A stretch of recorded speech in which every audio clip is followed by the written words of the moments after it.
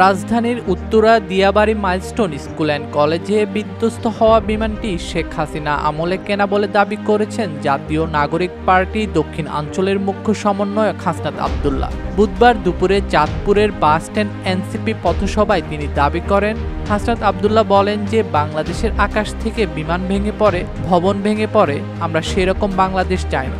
হাসিনা আমলে প্রচুর দুর্নীতি হয়েছে, পূর্বে সেই দুর্নীতিগুলো তদন্ত করা উচিত। এই বিমানগুলো হাসিনার আমলে কিনা সেই সময় হাজার হাজার কোটি টাকা লুটপাট করেছে।